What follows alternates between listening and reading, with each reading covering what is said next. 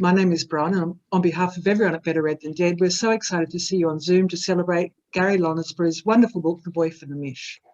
Please note that tonight's event is being recorded, so if you'd not like to be filmed, please turn off your camera settings. Before we begin proceedings, I'd like to acknowledge and pay respects to the traditional owners of the lands in which we meet. These will be different depending on where you're zooming in from. For me, it's the land of the Gadigal people of the Eora Nation. It's upon their ancestral lands that Better Read Than Dead is built. We pay our respects to elders past, present and emerging, and acknowledge that this always was and always will be Aboriginal land. Now to our guests. I'm not going to say much about Gary because he's going to be introduced by Will. So I'll just say a little bit about Will Kostakis. Will is a writer of all things, from celebrity news stories that score cease and desist letters to tweets for professional wrestlers. That said, he's best known for his award-winning YA novels. His first novel, Loathing Laura, was released when he was just 19. His second, The First Third, won the 2014 Gold Inky Award. He was also shortlisted for the Children's Book Council of Australia Book of the Year and Australian Prime Minister's Literary Awards, among others. The Sidekicks was his third novel for young adults and his American debut. It went on to win the IBBY Australian ENA Novel Noel Award. Most recently, Will has applied his trademark style to the fantasy genre with Monuments and its sequel, Rebel Gods. We're honoured to have both of them here tonight to celebrate the release of this fabulous book, The Boy from the Mish. Finally, before we get started, please note there'll be a Q&A session towards the end of tonight's event. You can type any questions you may have for Gary and Will into the group chat, and they'll answer them via video once the time comes. So without further ado, I'll pass over to Will to introduce Gary and to kick off the event. Good evening, everyone. Thank you so much for joining us tonight. My name is Will Kostakis. I'm a journalist and young adult author, and it is my absolute pleasure today to interview Gary Lonesborough. The release of Gary's debut novel, The Boy from the Mish, is the reason we're here tonight. Now, Gary is a Yuin writer who grew up on the far south coast of New South Wales as part of a large and proud Aboriginal family. Growing up a massive Kylie Minogue and North Queensland Cowboys fan, Gary was always writing as a child and continued his creative journey when he moved to Sydney to study at film school. He has experience working in Aboriginal health, the disability sector, and the film industry, including working on the feature film adaptation of Jasper Jones. Now, could those of you, I see everyone is muted, so I will just clap very loudly. So would you please join me in welcoming Gary for the book launch of his fantastic book, The Boy of the Mish. How are you feeling, Gary? Oh no, thanks for that wonderful introduction. Yeah, it's been a pretty crazy week, but yeah, I'm excited. Now, look, you say thank you for the fantastic introduction, but I literally just read that off your website. So thank you for writing that fantastic introduction. And first off, congratulations on writing a compelling and nourishing first book.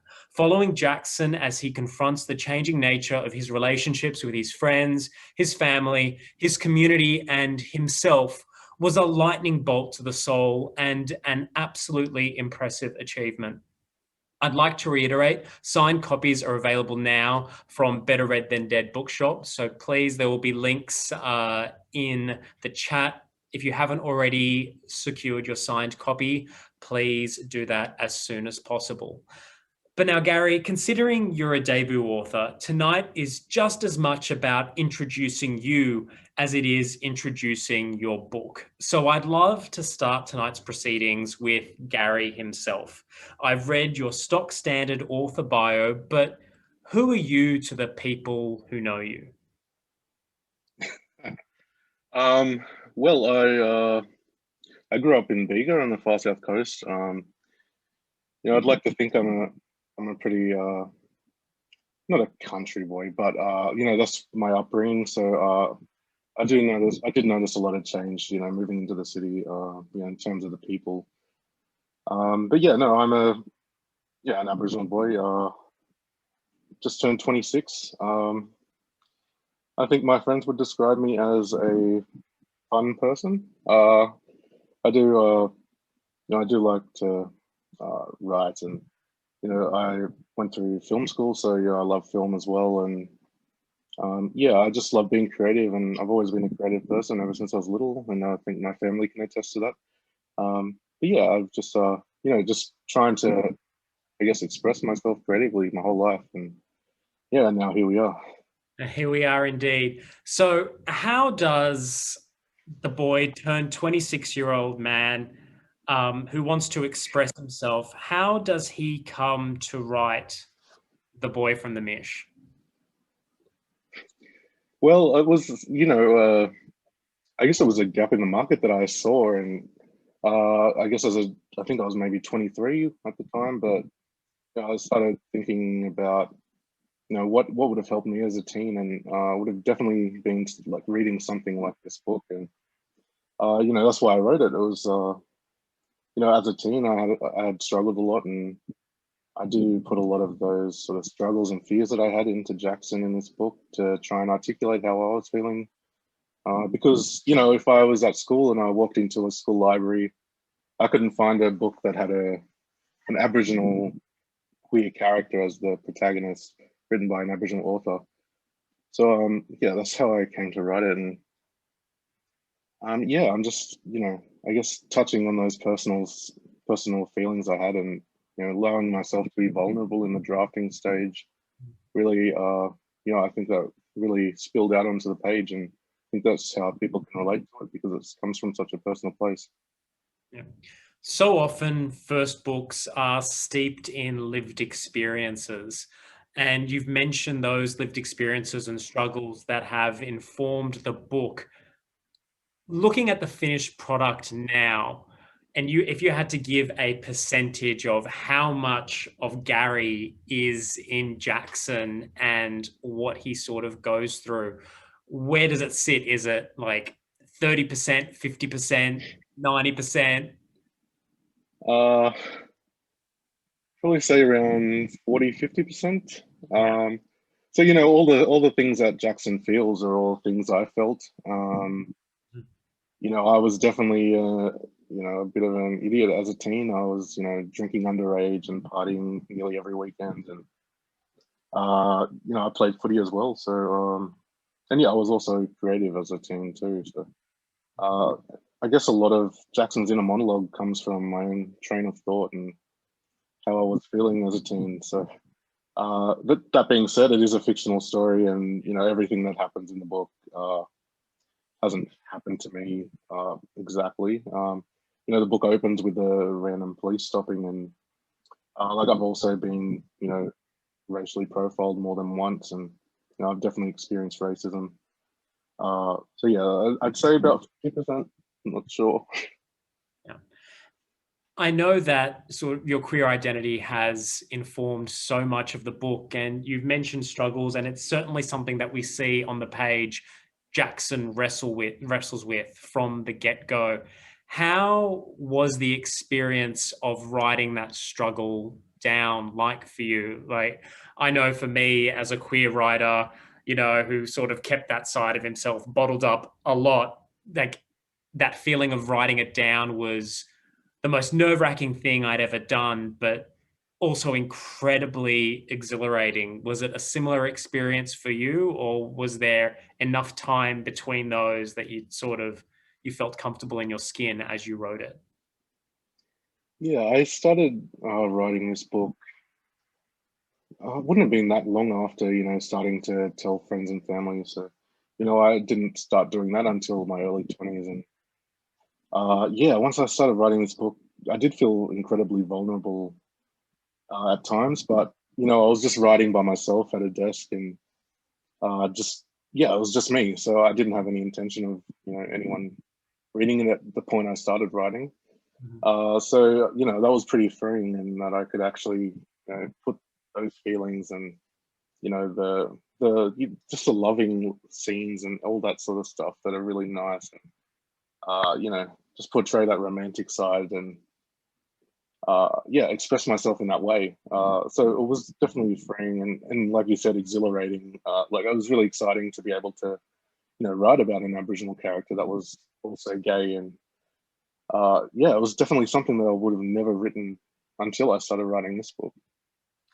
did you sit down with the intention of, okay, I'm going to write a book, or was it just, I'm going to start sort of vomiting words on the page, and then eventually it just sort of ballooned? Yeah, so I'd written a short film script back at film school. It was about two Aboriginal boys. It was basically it was about their secret romance, and it was their last night together. So that was where I sort of drew from for Jackson and Thomas. But yeah, I guess, sorry, what was the question? I completely The forgot. question was, did you, no, I love the sound of my own voice, but I don't listen to what I say, which is like the worst combination of human. I asked if you sat down with the intention, I think, Okay, yep. writing a book, or if it was just like words, bang. Yeah, so it was sort of, having those characters in my head.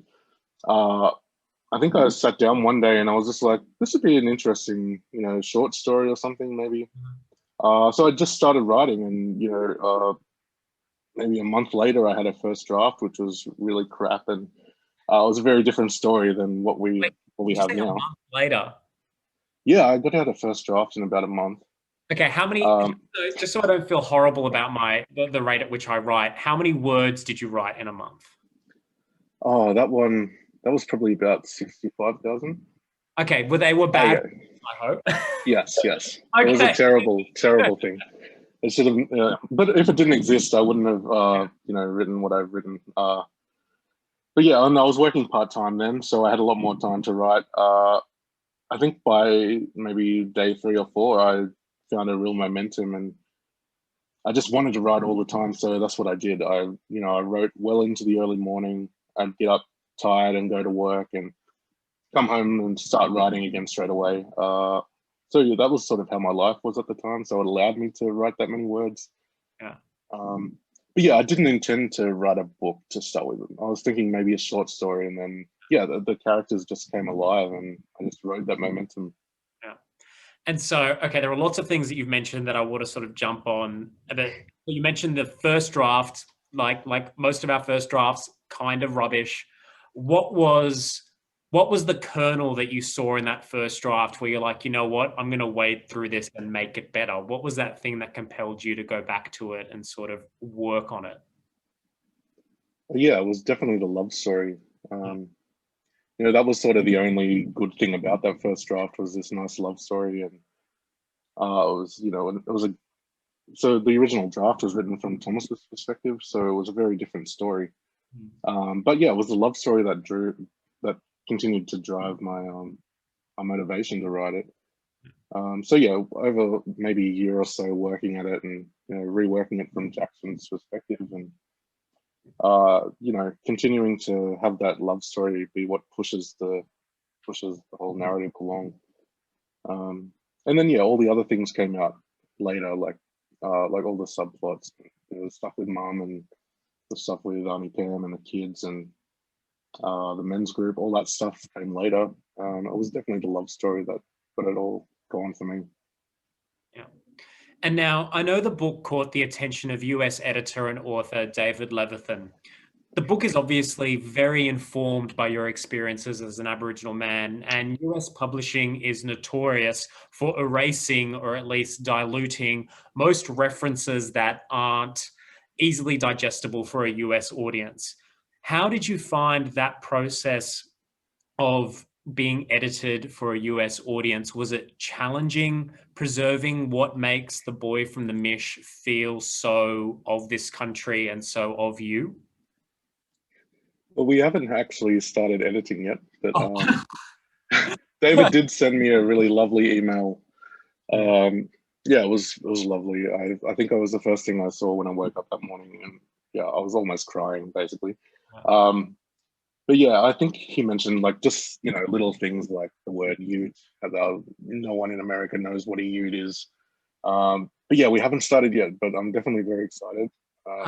The solution. So I did the thing where I'll give you my word of advice. So with my book, The Sidekicks, was my first American release, and they were like, ute and all these other words, they were like, we don't understand these, so we're just going to change them all. And I was like, yes, you're in America, do whatever you want. And so what was happening was, though, they ended up translating the Australian, but it got rid of all of the nuance and the voice in the text, and it just preserved what it means. So instead of someone saying you're taking the piss, you ended up with, oh, you're making fun of me, which doesn't crackle on the same way. So the advice I would give you is advice I was given by an author by the name of Justine Labalestia, and she's published in both countries. She convinced her publisher to put in a glossary. So that way your work was preserved as much as possible, because when I met American teens in tours over there, they actually like words like ute. They like the strangeness of the Australian language. So if you can sort of needle David and whoever your editor is, just be like, oh, actually, can we try this other thing? But if there's something that you feel is really vital to the text, that text has connected with Americans already, you need to believe in that text, because I want international audiences to see the beauty in this text that is already there and ought to be preserved. Oh, thank you. No worries. Yeah, I'll definitely take. I never even thought of a glossary. That's really interesting. Yeah. So, what would you say was the most challenging part of the writing process? The most challenging, I guess. Yeah, it was basically, it was like adding all those other things. I found the editing process really interesting. So I was like self-editing myself for a while, and I found it really hard to add subplots and things like that. It was all just about the love story, basically. And yeah, like finding the time to write as well was really hard. So I started working full time, and yeah, I guess that was the main things. But also, being such a personal story, I found it really hard to sort of allow myself to write those really intimate scenes, and to really make it authentic and give more, I guess, body to those feelings. And yeah, I found that really hard at some points. Without getting spoilers anyway, but yeah, it was definitely hard for a little while just to get over that hump of allowing myself to be more authentic and tell it how it really is, and how it really feels and things like that. Yeah, I think that would be my answer to that question. And now I want to thank everyone who is filling the chat with really wonderful questions. I'm going to be peppering it through my discussion with Gary. Don't feel like you have to contribute any, but obviously any you put in there, I'm going to try get to. I'll start with a question from Joanne, who asks, how much input did you have for the cover?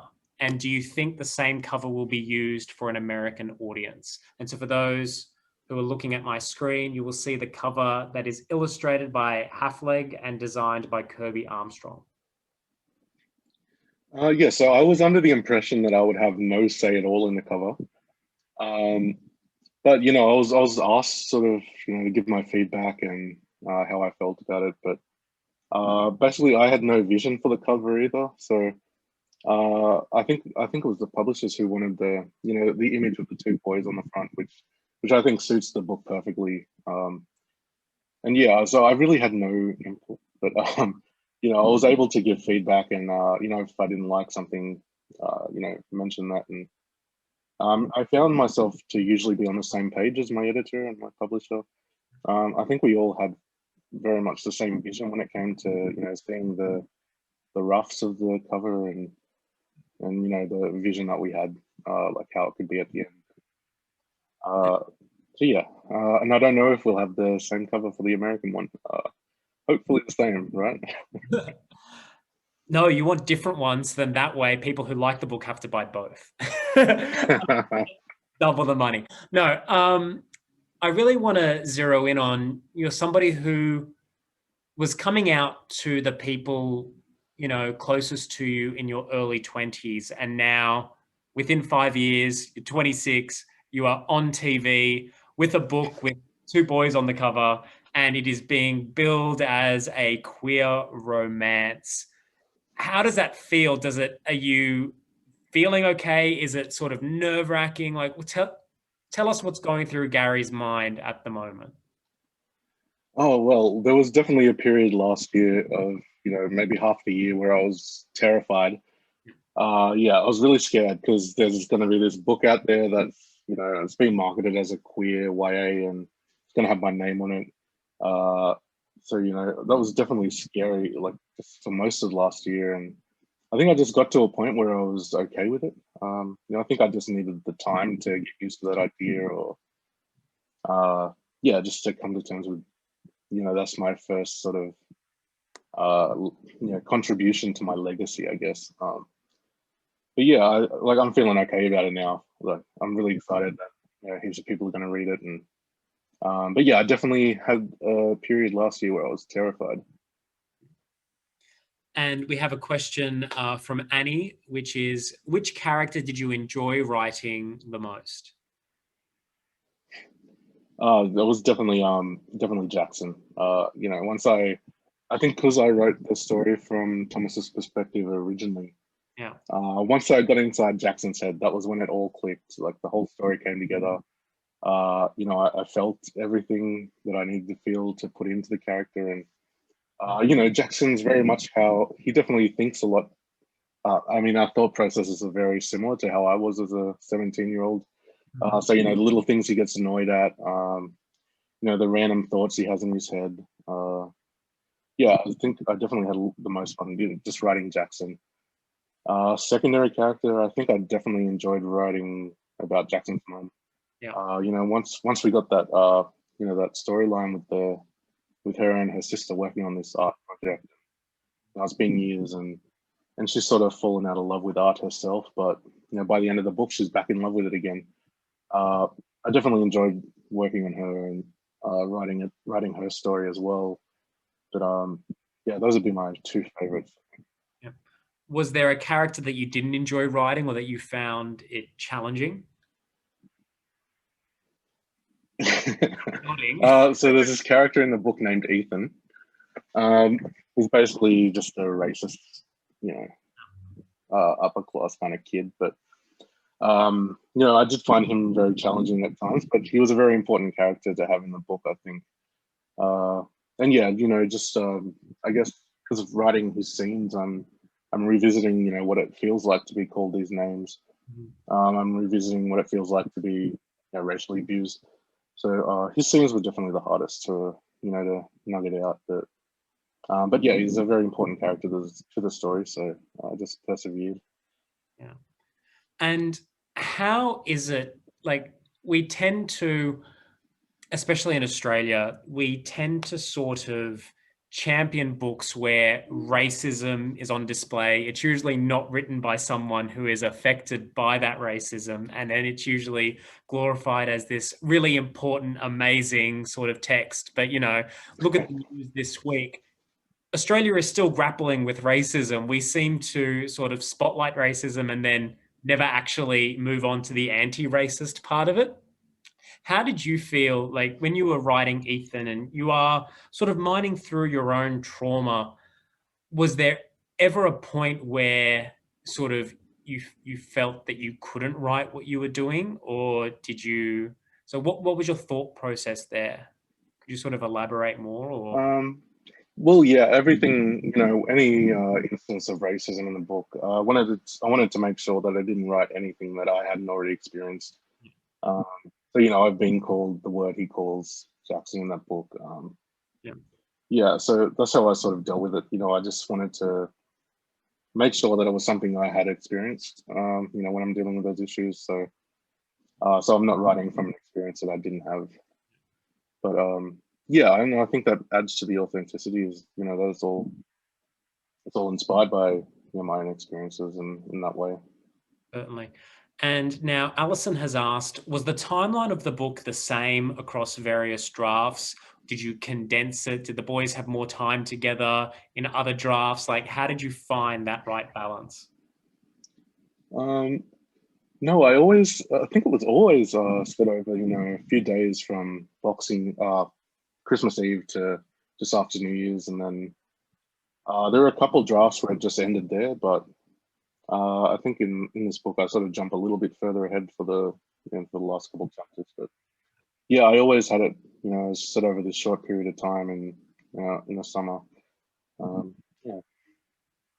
And now, when a reader puts down the boy from the Mish, what is the feeling you want to leave them with?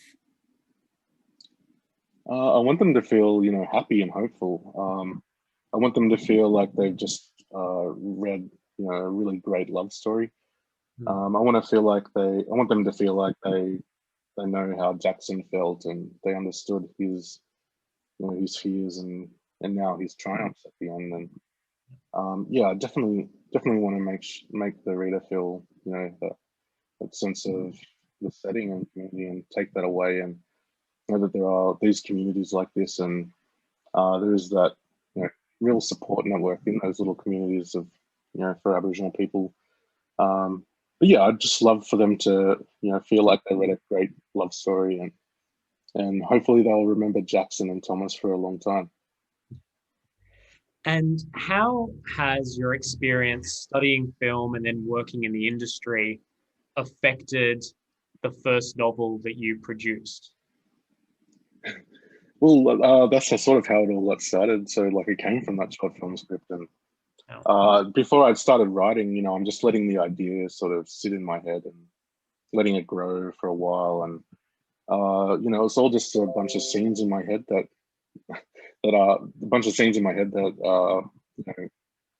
tried to string together. And like there are a few of those scenes that I originally had in my head that have stayed in this final book. So that's sort of how it came. I'm thinking of it visually very early on, and I think that really shows. I think the the setting and the place is really vivid, and hopefully I managed to make it a place where you feel like you are there, and like you feel like you're sitting in a small village in the middle of summer.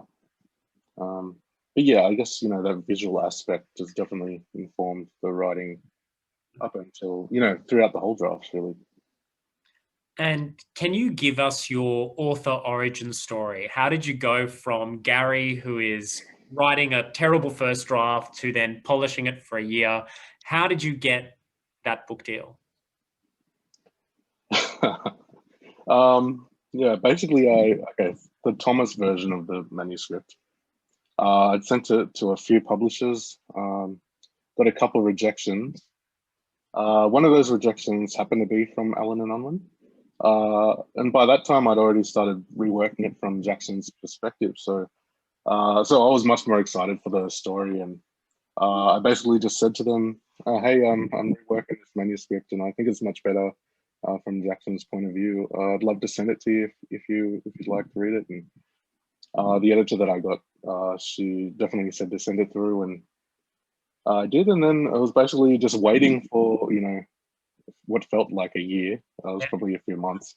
Yeah, I was just waiting and waiting and waiting. And then, I finally got an email that started it all, I guess. Yeah, it was a lot of waiting, a lot of self-doubt, and but also believing in the story myself. And once I started writing it from Jackson's perspective, I knew that it was pretty decent. So I just kind of wanted to hope for the best. And now Tobias has asked in the chat, do you prefer drafting or do you prefer revising? I definitely enjoy drafting. I'm sure I enjoy revising more though, because that's that's where you're sort of making it into a book. Yeah. That's where you're taking out all your mistakes and you're adding depth to your characters and adding tension and conflict and yeah, working on it. I like to work slow, so the drafting is the sort of the quick part for me, and I love to spend my time revising and really honing in on those things. So yeah, I prefer revising. Is there a part during the whole writing process where the story surprised you in some way and went in a direction that you didn't expect? Yeah, it was there's a part where Jackson gets arrested. Spoiler alert. That scene didn't exist until I had to go to a police station with my own client and through work and sitting there for 6 hours. And So yeah, that was I think that at that point I was like, that really changed the whole sort of dynamic once I decided to add that scene in. It slightly changed Jackson's character to having this, more troubled past, and gave him more of an arc, I think. Yeah, that definitely surprised me. As I'm sitting in this police station, I get this idea to add this exact moment into the story. Yeah. And I don't want to say it's funny, but it's really weird when you're writing a draft and then you seem to attract, I don't know whether it's you attract experiences because you're so in that world that you're writing, that you attract experiences that feel perfect for the book, or it just shapes the lens through which you look at the world, and then suddenly everything is like, oh, this bit can fit in at this point in the book, and I can use this, I can use that. And sort of that blur between sort of living to write and writing to live becomes really difficult to sort of pass the difference. Yeah. Now, we have a question from Joanne in the chat, which is, what did you read growing up as a teen? And was there anything from those books that inspired you in your own writing? Oh, that's a great question. I definitely read a lot of Paul Jennings as a kid. How Hedley Hopkins Did a Dare was my favorite book for years. I read a lot of Andy Griffiths, so I think that's definitely influenced me to put a lot of humor into the story, and draw from my own humor, and I think that's really helped this story in particular. I really felt a love in high school with reading and writing. More important things in my life, blah blah blah. But what sort of drew me back into reading and writing was this book called The Absolutely True Diary of a Part-Time Indian by Sherman. And it's basically I think it's a middle grade novel, which I read when I was 17 or 18. And it's got pictures, but it's a coming of age story of a Native American boy growing up on a reservation, based on the author's own experiences. So it was after reading that I sort of thought, I could continue writing now and get back into that, and I can write about Aboriginal kids growing up. And I definitely attribute a lot of my success to having read that book, I think. Are you still a reader now, or is that something that you sort of fall in and out of love with? I definitely go through periods where I love reading, and I'll read like 3 books in a month. And but I guess the nature of like my professional life as well, leaves me very mentally drained at times, and I don't want to sit down and read after a day of work sometimes. But and now my issue is I need a new prescription for my eyes. Yeah. So I recently read Concrete Rose by Angie Thomas, and I punched that out in like three sessions, and my eyes were just killing me afterwards. And it turns out I need reading glasses, so that's my issue now. But yeah, I've definitely had a love-hate relationship with reading. And so Holden in the chat has said, congratulations again, Gary, on a powerful novel. The YA category is notorious for needing to tread carefully around harder content like sex, drugs, and violence, some of which feature in the book. Was this a consideration you had? I'll have to scroll 1 second. That seems a whole dun, dun, dun. Oh, typical scroll for one line. Was this a consideration you had to factor in during the writing and editing process? It was definitely something I considered when I was writing. I wanted to approach all those, the sexual scenes with,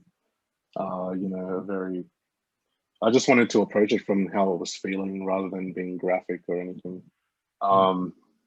But yeah, during the editing process, we really didn't edit down any of the the sexual scenes. I think the only thing we had issues with was there was a lot of smoking in the book. Yeah. So we cut the smoking right down. But yeah, I think definitely I was definitely treading carefully when I was drafting. But yeah, we really didn't edit any of that stuff as we were editing, apart from the smoking.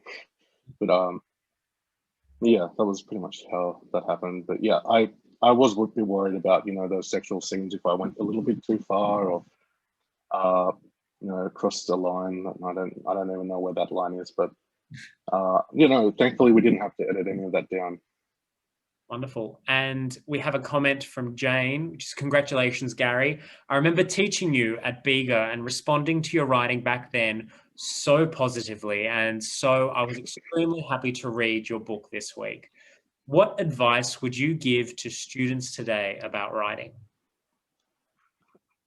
It was really lovely. Yeah, I guess just, read a lot and write a lot.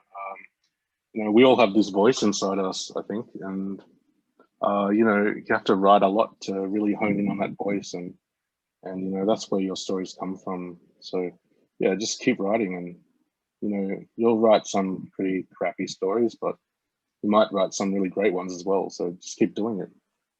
Has somebody, perhaps a teacher, ever given you creative writing advice that has sort of shaped the way that you write and that you still carry with you today? Yeah, I've had a few really good teachers in my life. I used to do writing lessons with a teacher named Gabby Stroud, who's an author herself. So she was a teacher at my school, and me and another student used to do little creative writing exercises in the afternoon. So yeah, I took a lot of inspiration from that. And I had a story published in the school magazine when I was in year 6, and I thought that was the coolest thing ever. And yeah, I think definitely my year 12 English teacher, he was the teacher that really got me back into writing, and he was so passionate about books and about literature.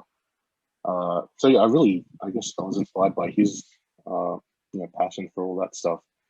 And yeah, I sent him a copy of the book before it was released, and he sent me this really lovely email, which basically said that he was taking inspiration from how I'd written my characters to develop his own, because he's also writing young adult novels. So yeah, that was really lovely. Now, you've gone from writing alone to working with editorial here and soon overseas to now being thrust in front of TV cameras. How are you finding the experience of being a published author, doing book signings, doing Zoom book launches? How is the sort of shift? Because we spend so much time sort of alone with a book, and now it's like, great, now you have to share it. How are you coping with all of that?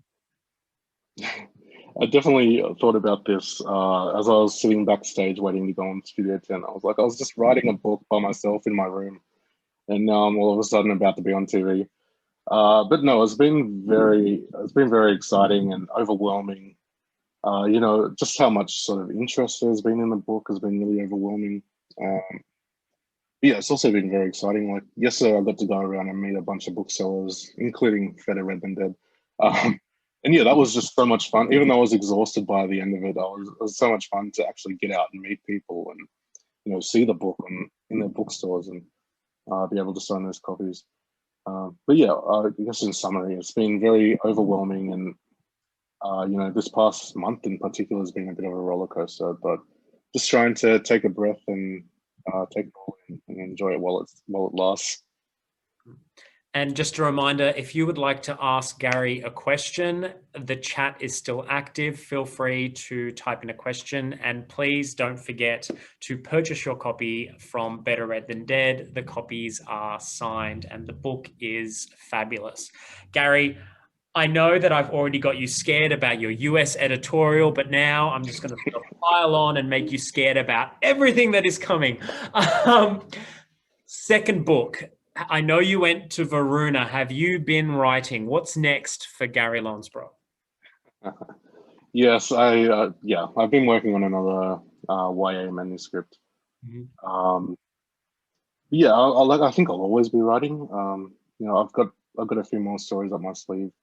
I'm keen to get back into writing. After these first 2 weeks are sort of out of the way. But yeah, I've got more stuff happening behind the scenes. What's it like for you now? So you have they call it second novel syndrome, but I hate that sort of phrase. It annoys me, and it's sort of like we need more of an excuse to get into our own heads. But it was something I experienced where it was I wrote my first fantasy book a couple of years ago, and then I wrote my first sequel. And it was the first time I actually started looking at reviews as I was trying to write a new book instead of taking like a year off and then coming back. How is it? Have you tried to write after seeing people reacting to this first book, and has it changed the way that you think about writing? Yeah, I definitely had an issue where, like, I started getting feedback from David, Leviathan and yourself and all those endorsements that I got. And, at the same time, I'm working on this manuscript, and uh, it was really hard to sort of think, I'm not writing something that's as good as The Boy from the Mish, or, it's not going to be a better book. There were definitely those sort of doubts I had.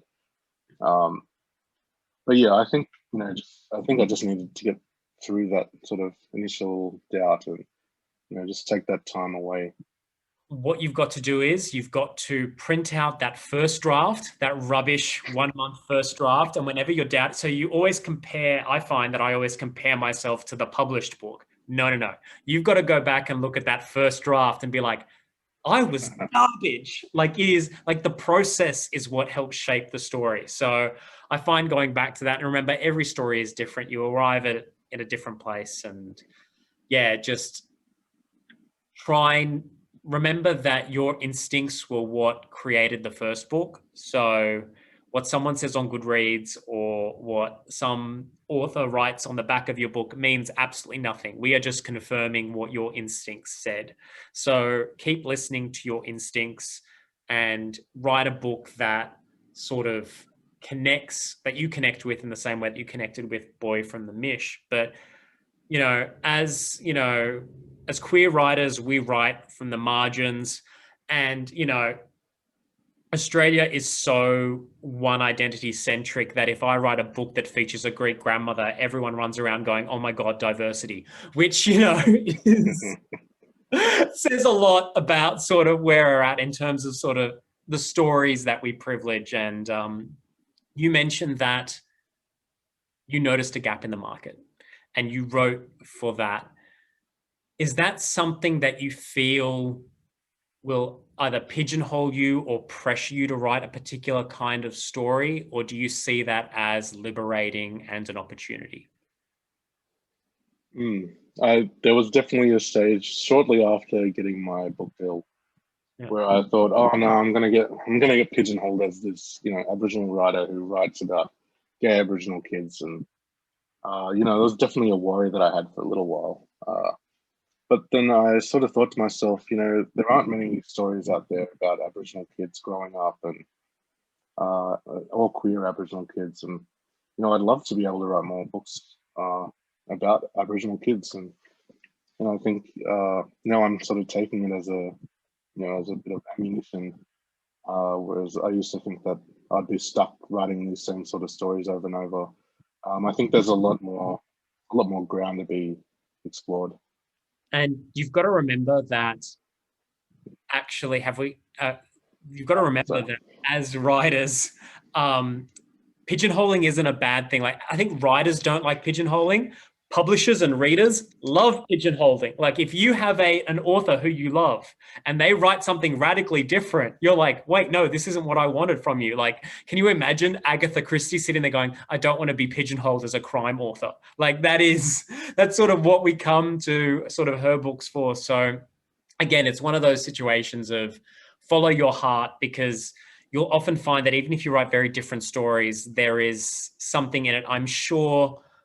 Actually, no, before I say what I think a Gary Lonspar book is, what do you think makes a Gary Lonspar book?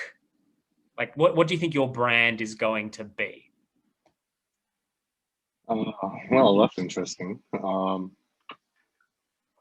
not sure. I think, there's this very sort of dark sense of humor that I have, and I like to, as I'm writing, I try to really put in my own sort of train of thought into the character, and so I think that's sort of that sort of style of monologue, maybe. But yeah, I'm not sure. I'd definitely love to write more stories about Aboriginal characters growing up in different situations, but yeah, I haven't really That's a good question. I haven't really thought about that.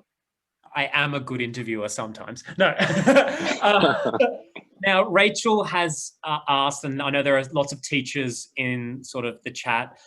She has asked what the best way to get in touch to organize an event.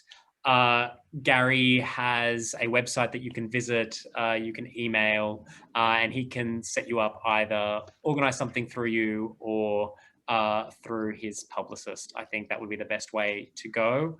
Yeah. Excellent. And just to remind everybody, if you would like a signed copy of The Boy from the Mish, please call the store on 02 9557 8700, and they will be able to organize that. And so, Gary, another big-ish question. So you're working on a new YA novel. Is that what's next for you, do you think? Maybe, who knows? Yeah, I'll keep working on it, and if it's good enough, it'll get published. If not, I've got another few stories that I'm really keen to get to work on as soon as possible.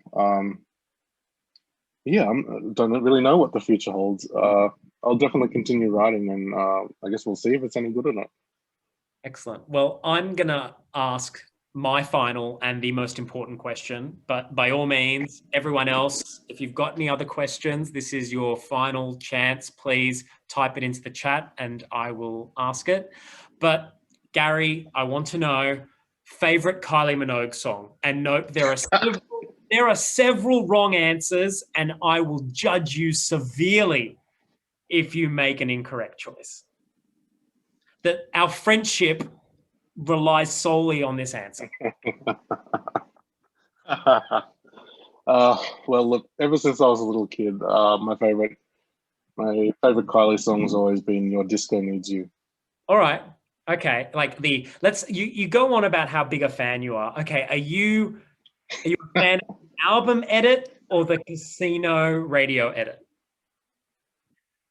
The album, I think. Okay. All right. Okay. He didn't look at me blankly when he's like, "Oh my God, there's a remix." Okay. So, and we have some in the. So mine is from when I was. Okay, I'm a little older than you. So when I was a kid, Kylie Minogue song is "What Kind of Fool," and then like I watch the music video now as a gay man. I'm like, oh, that's why I like the song. YouTube it, and you will understand. Someone in the chat has mentioned "Where the Wild Roses Grow." But yeah, if we have no other questions for Gary, I just want to say again, thank you so much for joining us.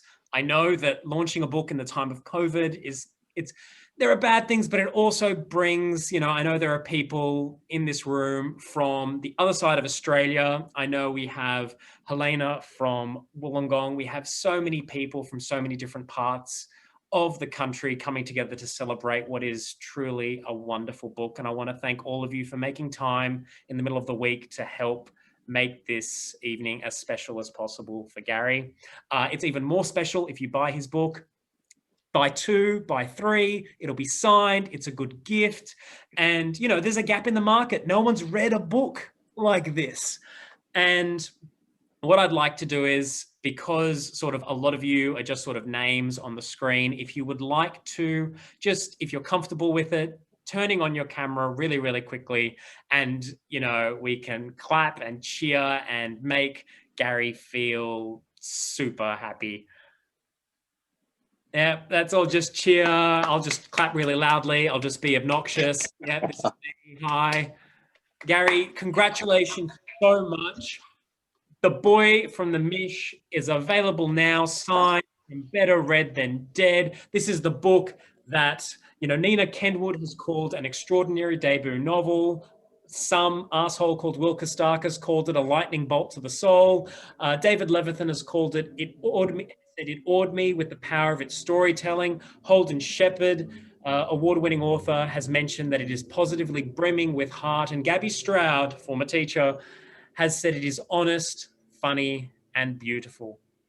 Gary, we are so proud of you, and it has been really wonderful to see how embraced you have been this week. And here's hoping that writing the next book is incredibly difficult for you because you won't have much time, because you will be everywhere talking about this book. Congratulations so much, and thank you all for joining us today. It has been an absolute pleasure.